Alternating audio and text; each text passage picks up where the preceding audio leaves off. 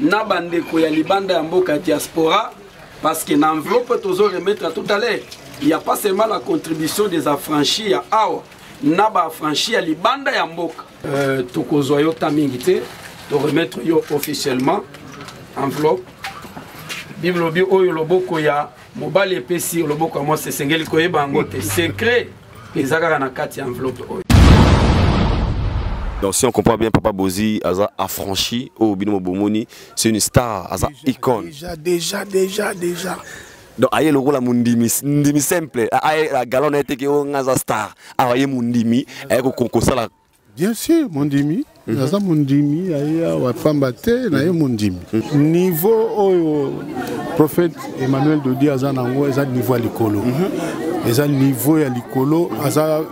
Bon, on va confirmer les cahiers, parce que le prophète Dodi a convaincre Ngai. A convaincre Ngai à niveau nous surtout. Ça va? Comment vous allez? Et ça, la rabino ndeni tant bien au tel rabino, ça la rabino ndeni. Ça la biso bien maras. Bien na combo na bilongi déjà, ministère des affranchis. Ah, prophète Emmanuel Dodi. Nous avons merci à l'église. Nous sommes à Chine, 500 personnes. 500 personnes. 500 personnes, nous sommes à Chine.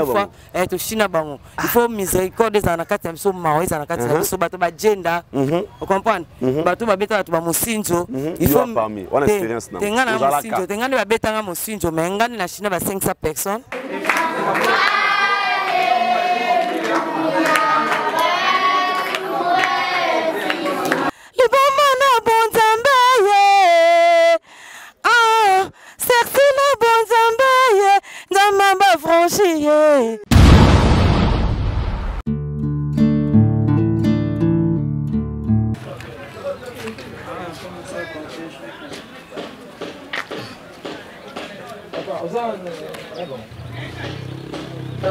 Ok, tout droit.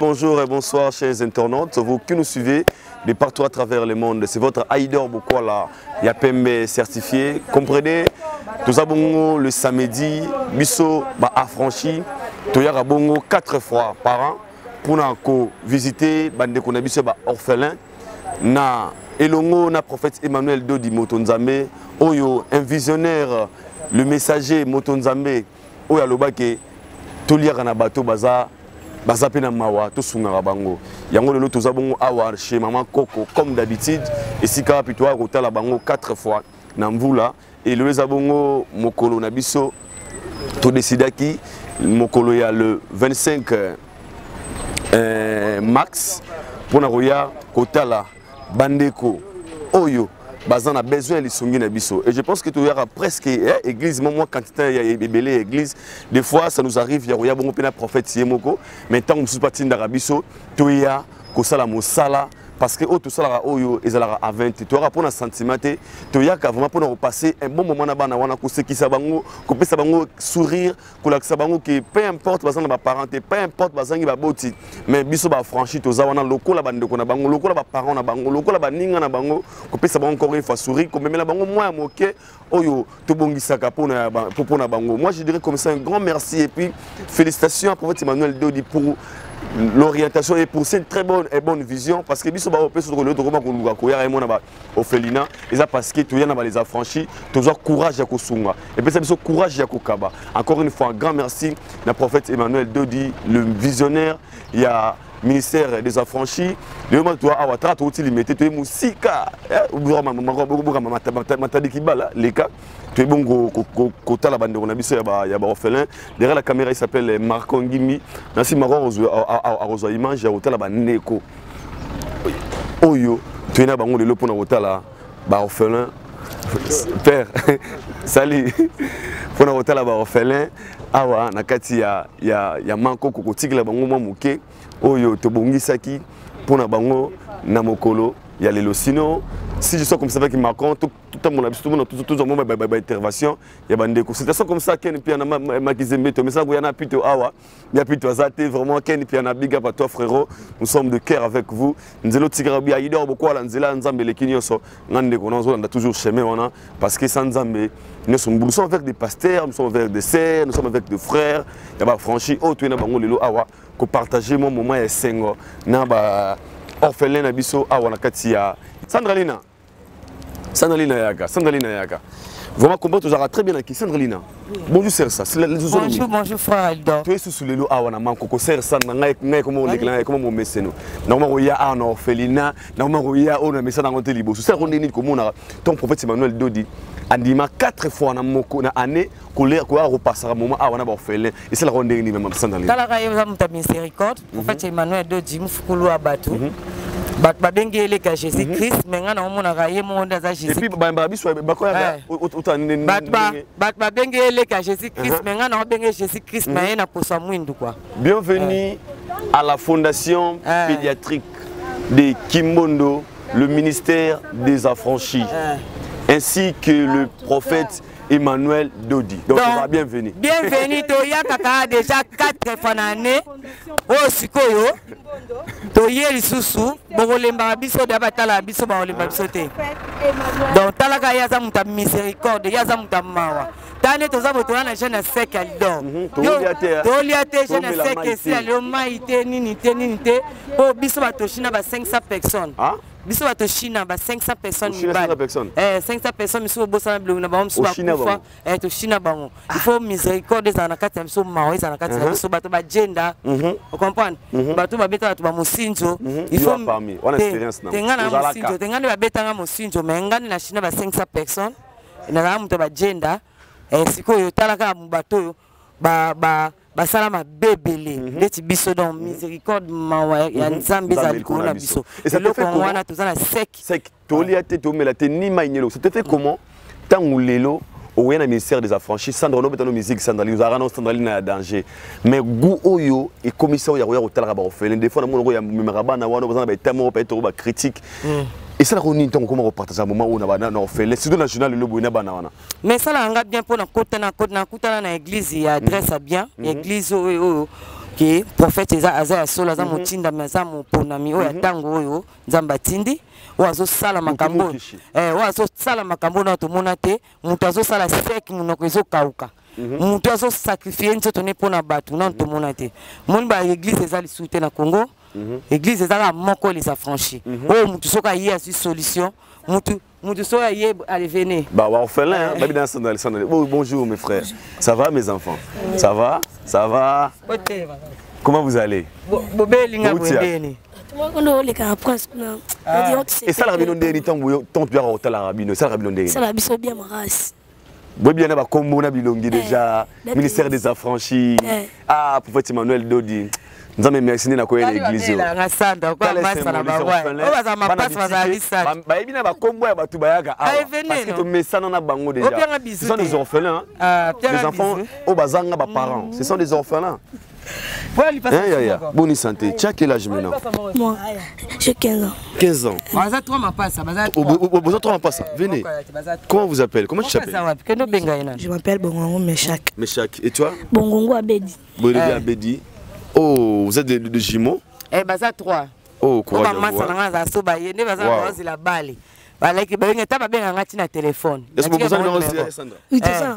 Ba komela okomela na WhatsApp ba benga ngandi oya bwefo la so bale le na bona so bale te mela lo ngola ça de ça on est nini tant que mon bana ba orphelin ba koli bana plus âge là na âge ba 15 ans ba message comme on ya Sandra na bango pendant que yaka a mingi et tant que maman et Nanzela prophète Emmanuel Dodi la ministère des affranchis sans de ça la roni meramuno et ça la bien ngape na za mo na bitike kwa ba ngape maman na papa akufa na tango na 11 ans tango ba yaka na pratique bango baza bana mo bo un jour boza danger et talaka biso maman na tata batika so ba mike donc ndeti bango boye un jour bazala danger bazala bato minene biso pena papa na maman azate menzambe nde azala papa na biso prophète Emmanuel Dodi aza papa na bon fukulu ya bato muta miséricorde muto pena zo sala ba jeune ba sek minoko zo kauka omona pena ki bato ba bengele ka Jésus Christ mengai na monika na mo benge ka Jésus et moko Jésus Christ mais na posa mutu mwindu. Et je tiens à vous signaler aussi que à l'enquête orphelinat il y a des enfants au Bazouaka éducation to ba étudier orphelin grâce à professeur Emmanuel Dodi atangi sa bande comme sous bazar ba université et l'on de qu'on a témoigné comme le docteur grâce à professeur Emmanuel Dodi on appelle ça l'amour vrai aux amours sala nzambe aux arabes ba dima ba tebele ba pesa ro ba danger. Est-ce que tu penses aussi aux orphelins aux Warawana, Badim, aux Warawana, danger, on peut avoir car yomo grand prêtre. Est-ce que vous pensez aussi nabana oyo, bazan a besoin de sungi nabiso. Et ça les soit attiré. Au boudé na au boudé mais tant que mon armakambo na mankoko, yomo pasteur prophète. Déjà soit mon. Le bar amage.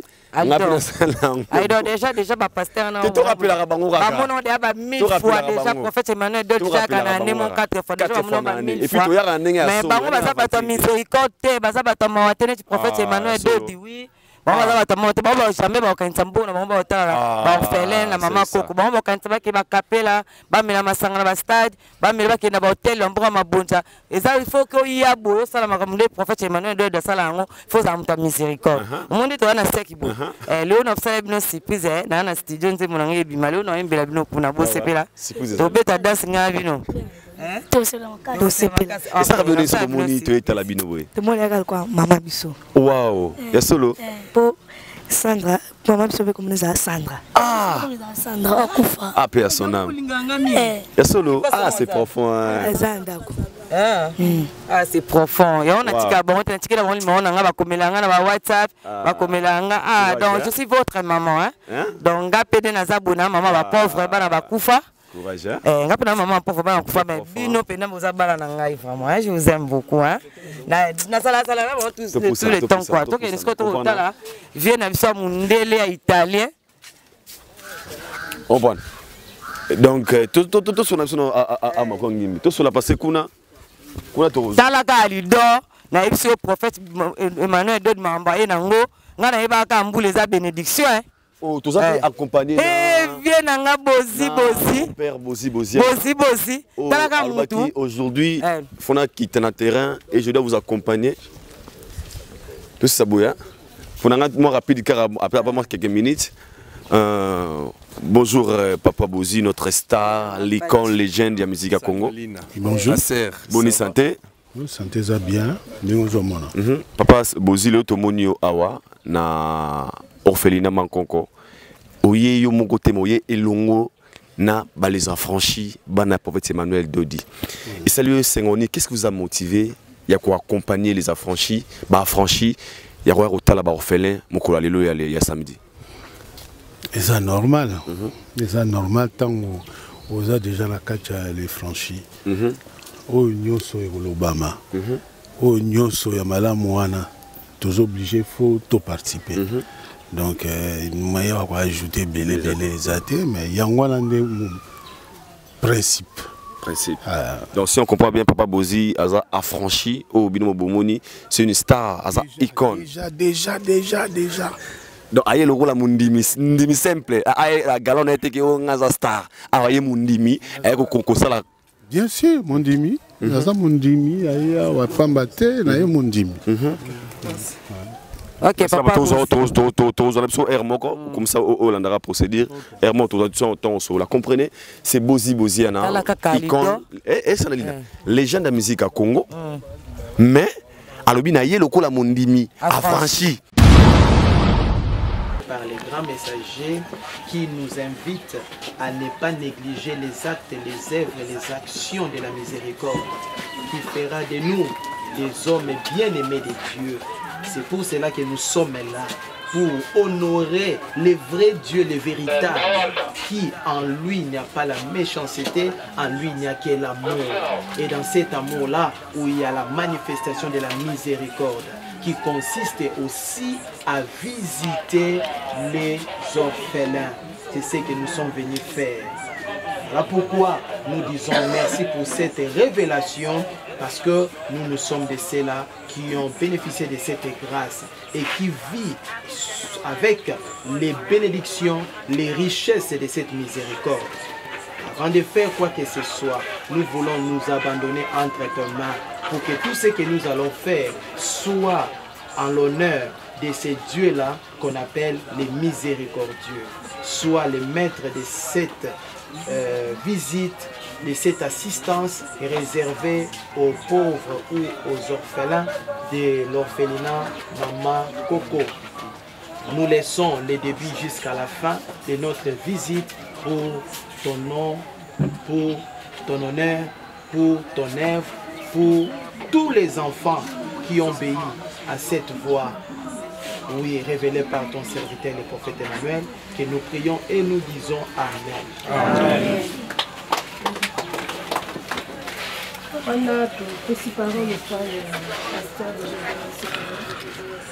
Merci beaucoup. Bonjour Papa Nico. Bonjour tout le monde. Alors, Toye, Kakandenge Momesano. Parce que date ici, il y a déjà aussi Bokanga Yango. Toye qui représente notre grand leader charismatique, le prophète messager Manuel Dodi. Oyo azwa vision et pas dans Nzambe. Parce que Nzambe aza Nzambe, parce que aza bolingo. Parmi les tribus Nzambe, Dieu est amour. Voilà pourquoi bolingo ya Nzambe sengeli etalisama na misala. Voilà pourquoi Matthieu 5,7 dit que heureux les miséricordieux, car ils obtiendront miséricorde.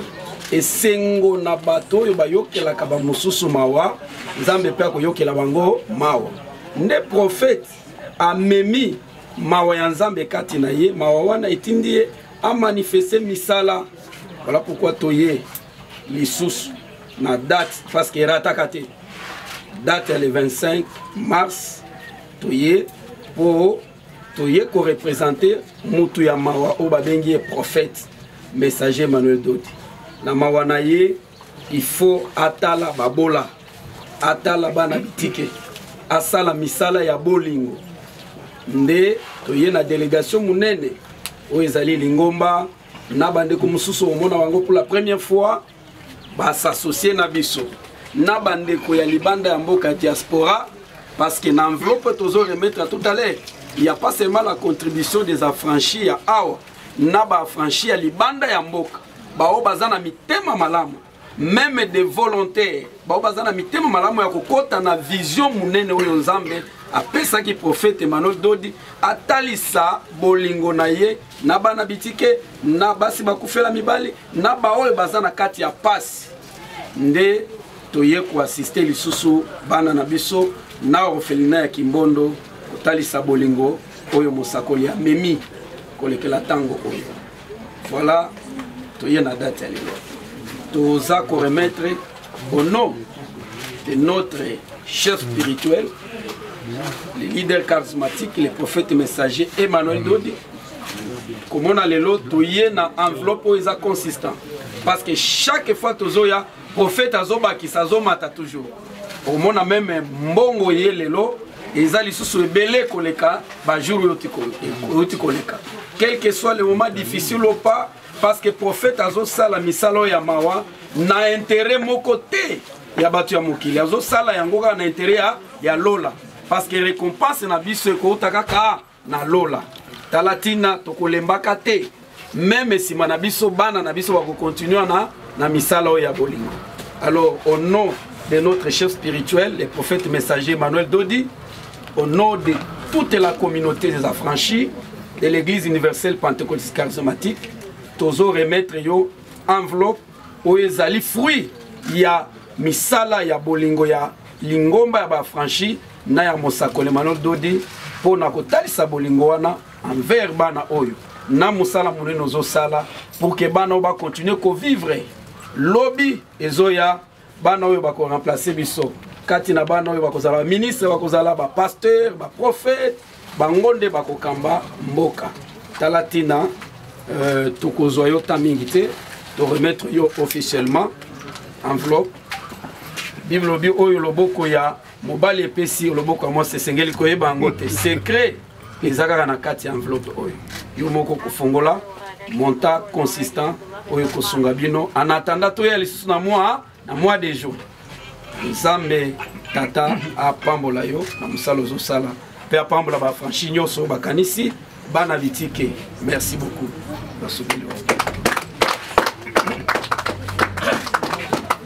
Vraiment, toujours, lui me rappelle la date. Nous, tous les enfants, connaissent la date de votre présence ici. Je sais que le prophète jamais nous oublie. Parce que sa mission, quand il est venu toujours, et surtout pour les plus pauvres. Les derniers temps sont 42 ans ici. De bien vieux, fatigués, mais toujours la présence de Dieu se fait un acte, manifeste de différentes formes. Voilà, mes enfants parlent anglais, qui va parler en anglais de remerciements. Lui, autre mes enfants, lui est professionnel. Ici, il doit continuer cette œuvre de qui a commencé Emmanuel Ndodi, signifier une option pour les pauvres.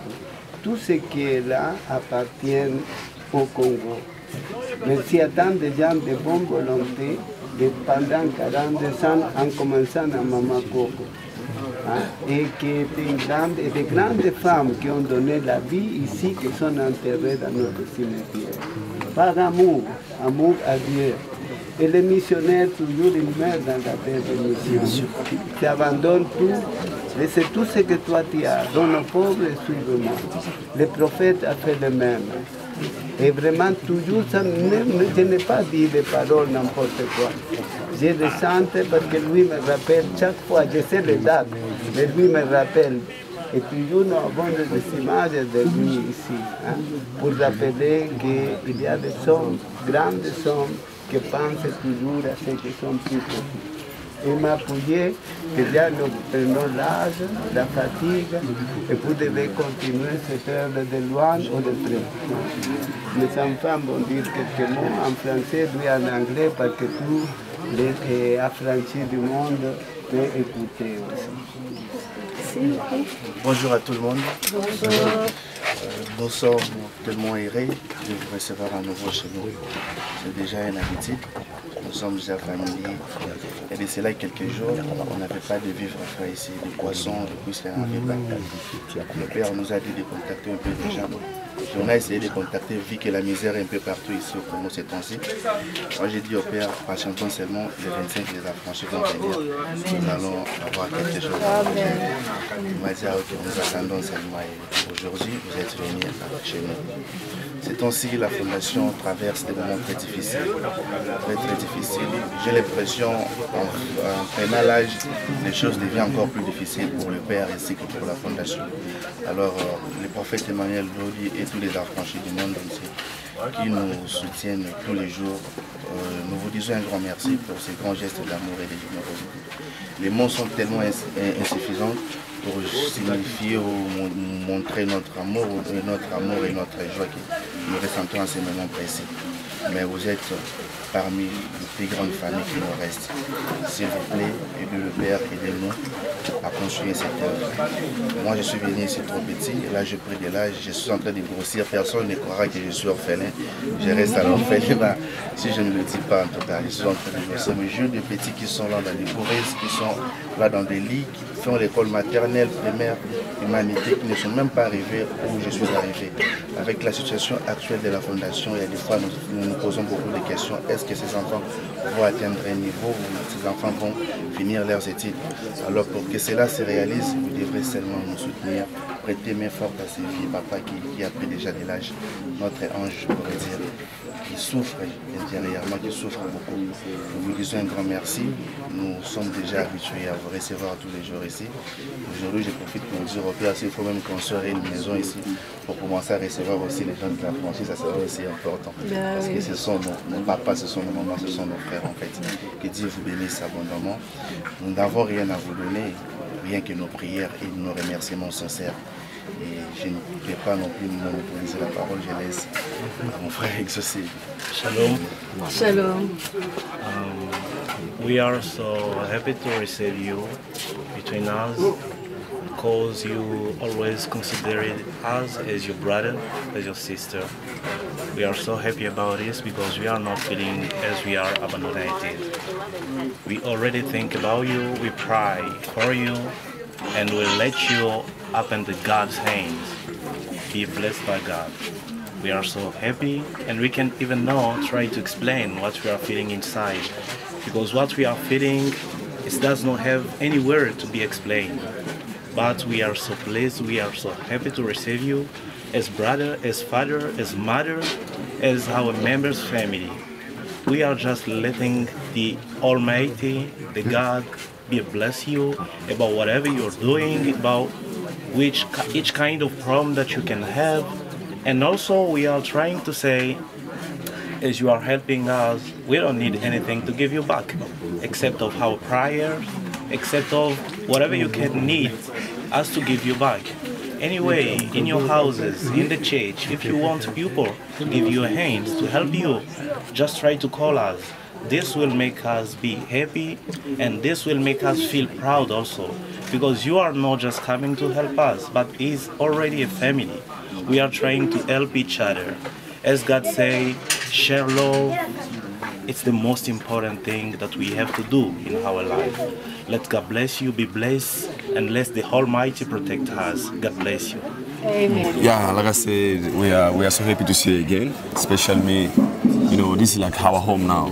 I know that you feel happy, but I think ours, it's more than yours. You know why? Because look, being abandoned somewhere, you know, feeling all pains that we are having every time, but suddenly receive your brothers and sisters, it makes you feel as you have a really good and a true hug, you know?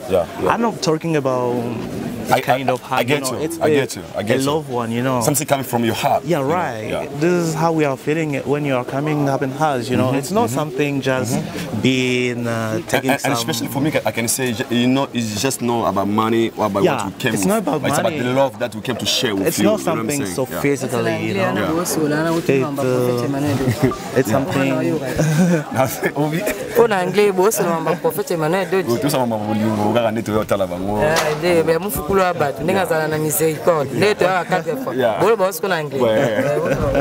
Okay. That's what I was saying. It's not about physical stuff, you know. It's about something so spiritual, something about feeling, but it's not also a false feeling, you know, but it's a true feeling. It's something that's come deep on your heart, you know, as the prophet used to teach you, you know. Because it's like this life is a change of, it's a chain of solidarity, you know, it's a chain of love. It's the fact of showing the other that's helping cannot just be about sharing stuff, sharing money. But also bringing love. That's true. Bringing peace. As you are coming, you know, I really love the way that people used to take you in your arm, you know. It's like when you are coming, they are not saying, what did you bring to us, you know. But the love that we came to share. You know, and we are, I cannot, as I was saying over there, but it's so easy. It's not easy, to explain what we are feeling when you are coming up. There's no words, I can say that. There's no words. There's some loves, you don't need to explain, you know. You don't need to explain how you feel, you know what I'm saying? So as I told you, us, Prophet Emmanuel Dodi is like our father. You know, what he teaches us is only love. Because I've been with so many churches, but I never see what's happened in Francis churches. There's something special in this church. So for me, on my side, I can say, every time when I heard about that, we need to come here, I try my best to be here. You know why? Because for me, it's like, I cannot bring anything, but the love that I can share with those kids who need that love is more important than anything. You know what I'm saying? You're right. Yeah, that's why, for myself, I can say thank you so much for our Prophet Emmanuel Dodi. Yes, thanks. Because I don't know what can I say. 4 times a year, it's not easy, bro. Not 4 times a year. And no, just bringing something, and also bringing smile, bringing love, bringing food, you know, all of this kind of stuff. But I mean, so are you living here? Yes, I'm living here. So you're one of them. You grew up here? I grew up here. Wow. I grew up here. I came since I was a child, you know. I spent my childhood right here. Wow. I went to school, you know. Wow. And I went at university. Wow. And the father, also with your So help. have you lost your parents? What's happened for you to find yourself inside here? I don't really know. Some people told me, no, you have to find your own story, how you came here. But I told them the most important thing is not to know the history. You know, the past is already past is past. The most important thing. Emmanuel Dodi. Yes.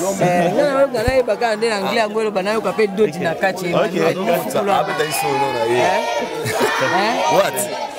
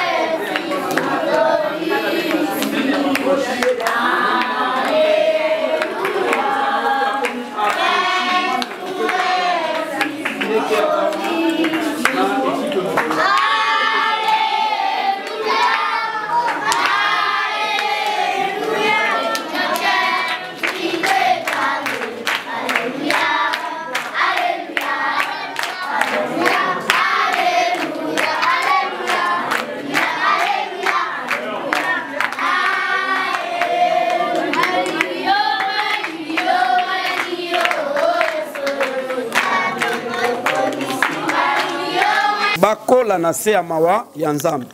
Mawa ya nzambe profete amemeli bana oyo totika bango na se ya miséricorde ya nzambe bakola na se ya mawa ya nzambe na se ya mawa ya nzambe lobi pe bana oyo bakoma batu. Voilà pourquoi tolingi tosambela pona bango.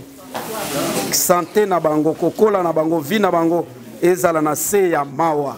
Mawa ya nzambe protéger elongela epesa bango santé kitoko epesa bango mayele lobi bakoma batu pe basunga lingomba basunga mabota basunga pe mboka oyo kende liboso. Voilà tolingi tosambela pona bango. Est-ce que boko yamba lo sambo? Ok, bozo répéter prière nanga eza mukuse hein? Tolo babiso nyonso merci Seigneur. Merci Seigneur. De ton amour. Et de ta bonté. J'invite Jésus le chemin. Viens. Jésus le Christ. Je crois en Jésus mon Seigneur. Je confesse le Seigneur Jésus, mon Sauveur. J'invite Christ, ma vie et ma résurrection. Viens Christ, viens Christ, le Fils du Dieu vivant. Je crois en Christ, mon Seigneur Dieu. Je confesse le Seigneur Dieu Christ, mon justicier. Mon justicier. Ok, bon fanda kimia, nasambela. Seigneur notre Père, Seigneur notre Dieu, Seigneur notre Dieu éternel, au nom du Seigneur Jésus-Christ, j'implore la miséricorde sur ces enfants. Parce que la miséricorde, c'est une source de la richesse intarissable de Dieu. Ma prière à ce jour et à cette date que tu as révélée au prophète messager Emmanuel Dodi, où nous devons manifester notre amour envers les orphelins, les veuves, les pauvres et les nécessités. Voilà pourquoi nous avons choisi de venir manifester l'amour envers les enfants de cet orphelinat de Kimbondo. Maintenant que nous sommes là et ces enfants sont devant nous, premièrement, nous les recommandons entre tes saintes mains. Que leur corps, leurs âmes, leurs esprits et leur vie se baignent dans la miséricorde. Parce que la miséricorde est capable de tout changer. La miséricorde protège. La miséricorde sécurise. La miséricorde bénit. La miséricorde enlève les pièges. La miséricorde change les malheurs en bonheur. La miséricorde renverse les maladies. Ma prière est que ces enfants soient protégés, sécurisés, grandis sous la couverture de la miséricorde de Dieu. Que leur avenir soit, alléluia, Hosanna, soit baigné dans la miséricorde. Maintenant, Seigneur, nous les recommandons entre tes mains. Et nous croyons que, Seigneur, ces enfants seront protégés par ta miséricorde. Et leur avenir sera toujours entre tes mains. Voilà pourquoi nous les avons bénis et nous disons, notre Père qui es aux cieux, ton nom soit sanctifié, que ton règne vienne, que ta volonté soit faite au ciel et sur la terre. Donne-nous aujourd'hui notre pain quotidien. Pardonne-nous nos offenses, comme nous pardonnons aussi à ceux qui nous ont offensés. Ne nous laisse pas tomber à tentation, mais délivre-nous du malin, car c'est à toi qu'appartiennent dans tous les siècles les règnes, la puissance et la gloire. Amen. Que l'Éternel te bénisse et qu'il te garde. Amen. Que l'Éternel fasse luire sa face sur toi, qu'il t'accorde sa grâce. Amen. Que l'Éternel tourne sa face vers toi, qu'il te donne la paix. Amen. Que la paix du Seigneur soit avec vous. Amen.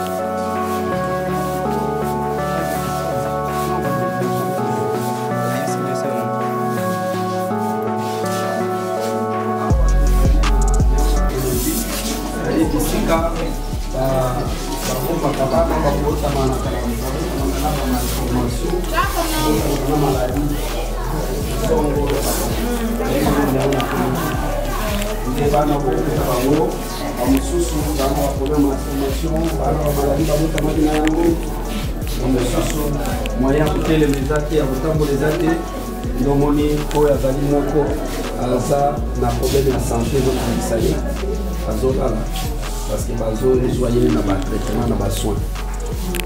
tokokuta bana ya mitindo na mitindo na bamaladi ya mitindo na mitindo ozalaka na motema ya bomama ya mawa kolela te.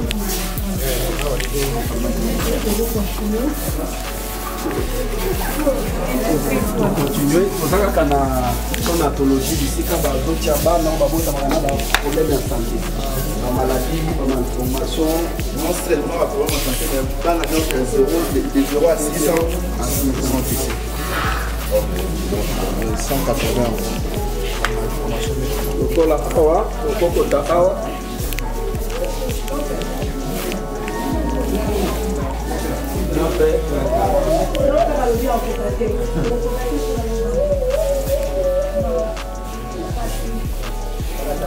Mona bana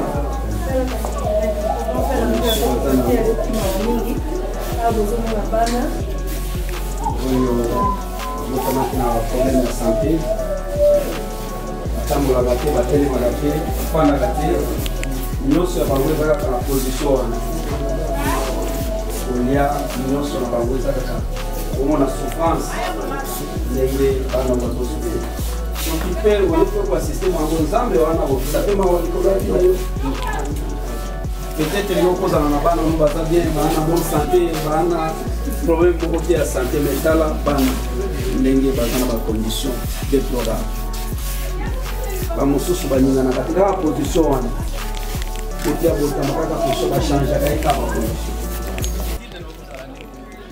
Soki mwana wana aza mwana na yo nde akomi na eta wana attitude na yo okozala nini sentiment nini okozala na yango. Voilà pourquoi mawa ya solo nde oyo prophète aye kotia biso nde oyo prophète azotalisa parce que ça a intérêt mon côté. Moi na on a coupé ça y est. Intérêt nous se fait dans ça on a l'eau. Voilà pourquoi à tali si sont là pour continuer pour ça là en de génération en génération.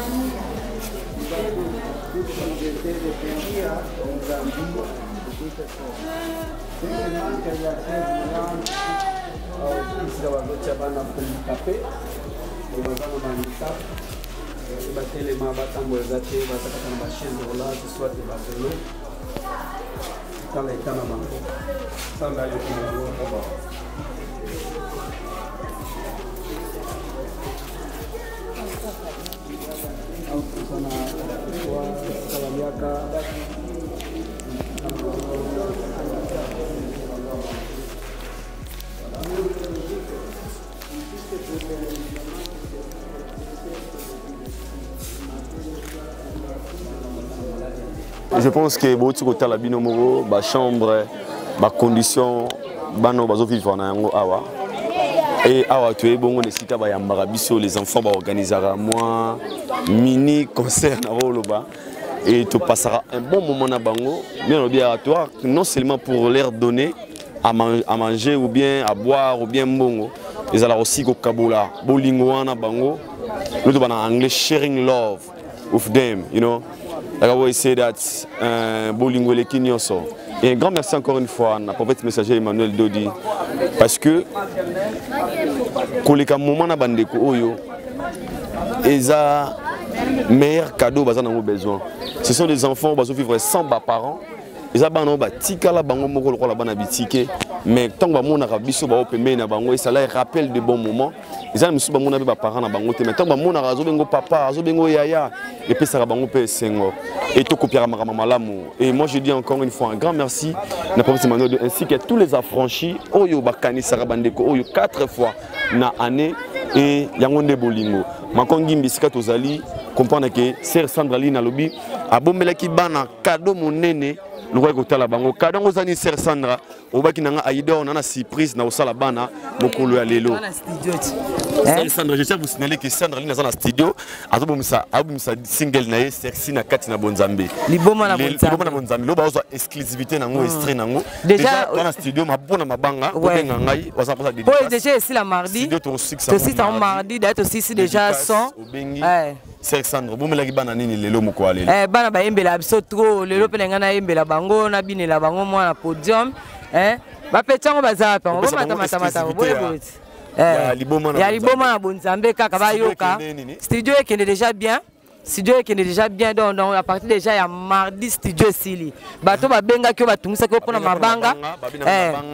To sa ndeni pa boka biso. Déjà ba benga noki. Parce que mardi studio sili. Mardi studio sili là. Mutaza libanga sir eza vie nanga Didi Kinwani alita chamala jojo mandiki talaka Didi Kinwani aza miséricorde mutaza na maokwa Didi Kinwani aza te na mécène donc aza donc Didi Kinwani aza na mawasa sa bato ebele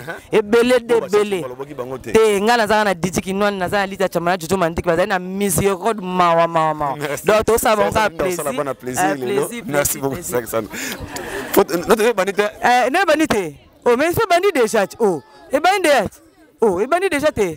Vamos com o micro. Bani te. C'est ça Bonzambe, ça va plaisir.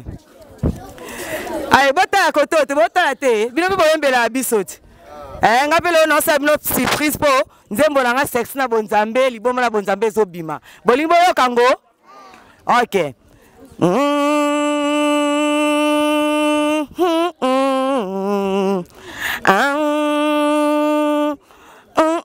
Yembazana kumisozana ye domolozana binelozana ye domolozana liboma na Bonzambe ye sexy na Bonzambe ye nzamba franchi ye esi asali ye nzame esi asali ye. Vous comprenez? Yembazana, kumisazana ye, tomolazana,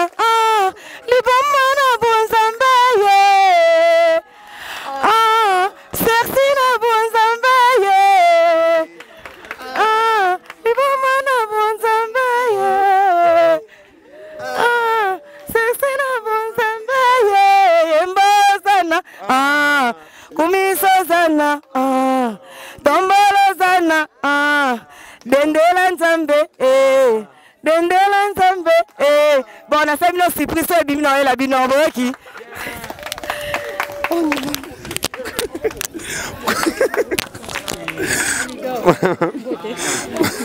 Amasa mbote nera na ngai.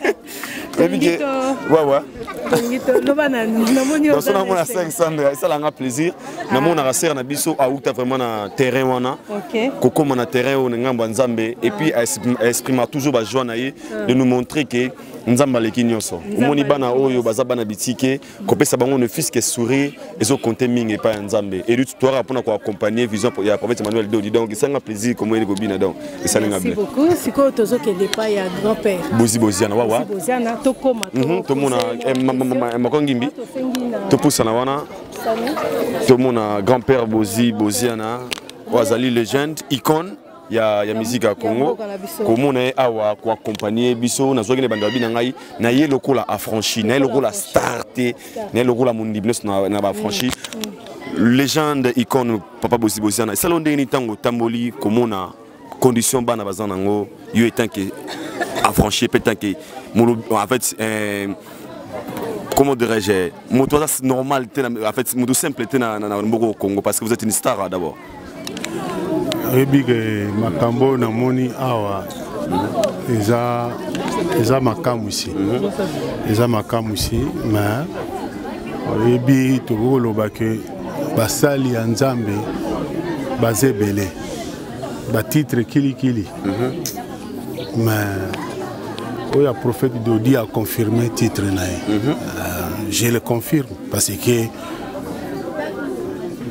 Bazamingi Basalaka, qui a le système on a monité. Et puis quand on a commenté.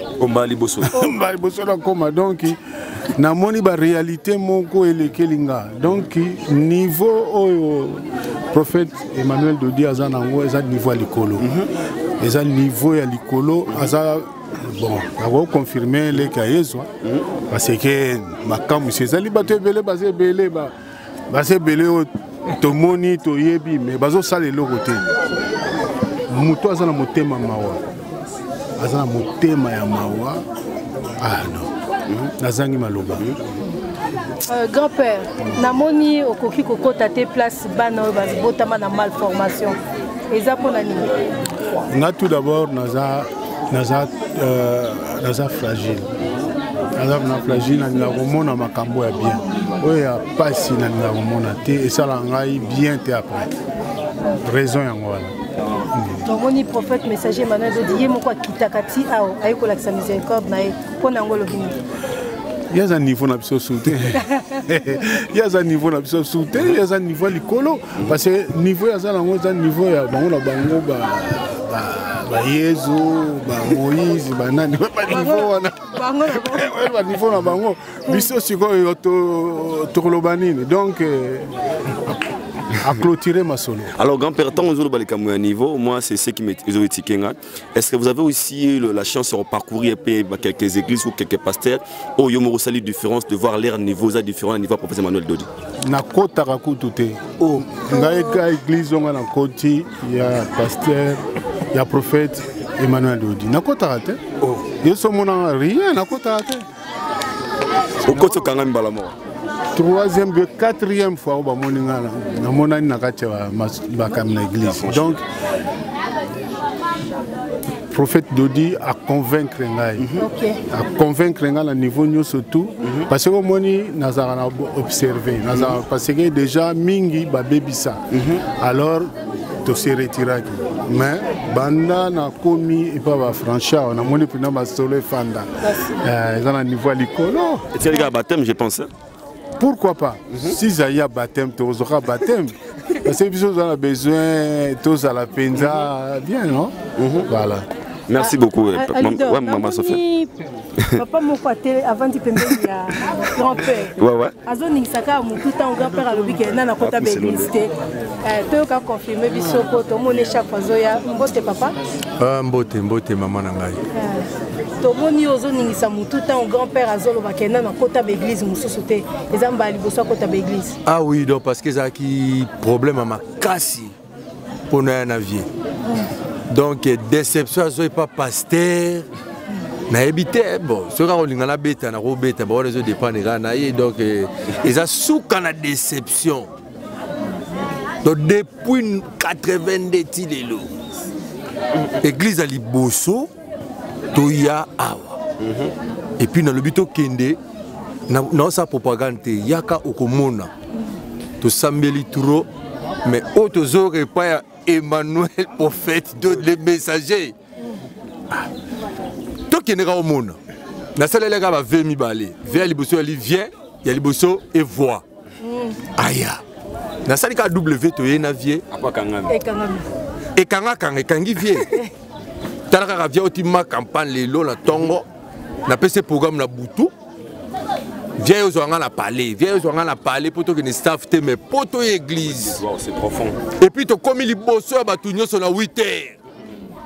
Na 8h batu nyonso bakomi liboso na sima na bino batu nyonso bakomi na sima na biso tozozela batu na kamo na bi vie nazo banga kuna bi vie mona kaka akosilika meli petit telo moko te malgré tout biso to na ba jeune ya ba 3 jours mais na koloba na vie na ma vie de problème mais te tozela viens combien franchi donc ezé sur makasi motema oyo.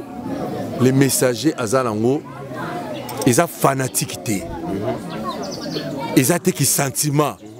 Vieillir beaucoup à l'obélara, air nyonso.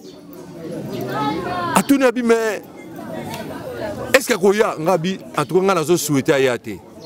Pour banda tellement qu'il lobby na 15h, si 21h. Aye sous na bureau azo yamba batu. Nabi mais oh mutu ndenge nini. Bonzambe Vanda. Merci beaucoup. Donc, merci à trop. Tous allez avoir bien émotionné, mais nous avons sungaka. Thank you so much. Prophète Emmanuel Dodi Azanango. Il faut zana bonzambe venir à Soua. Evanda. Evanda. Et confirmant. Nous sommes bonzambe Vanda troté. Et l'autre, soit nous bonzambe normal, yo mona mo me masanga, okepe kuna o makiona. Mais ce bonzambe Vanda. Aux allois professeur Emmanuel Dodi. Merci beaucoup. Tout qui repasse à la tout ce qu'on a makongimbo. Sandalina. Yaga. Osa clip donne. Dombo pianga na onaima. Osa clip.